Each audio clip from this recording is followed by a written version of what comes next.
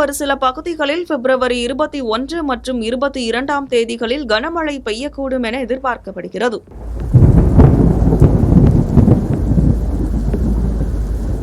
வங்கக்கடலில் உருவாகியுள்ள காற்றழுத்த தாழ்வு பகுதி வலுப்பெற்று தாழ்வு மண்டலமாக மாற வாய்ப்புள்ளது. பிப்ரவரி மாதத்தில் காற்றழுத்த தாழ்வு பகுதி உருவாவது அசாதாரணமானது அல்ல என்றாலும் அது தாழ்வு மண்டலமாக வலுப்பெறுவது அரிதான நிகழ்வு என இந்திய வானிலை ஆய்வு மையம் தெரிவித்துள்ளது.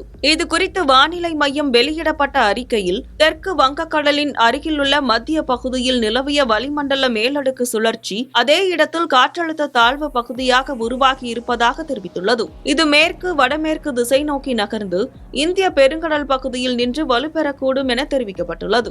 கடந்த 2002ஆம் ஆண்டுக்கு பிறகு பிப்ரவரி மாதத்தில் தாழ்வு பகுதி உருவாகியுள்ள சம்பவம் அரிதானதாகவே பார்க்கப்படுகிறது.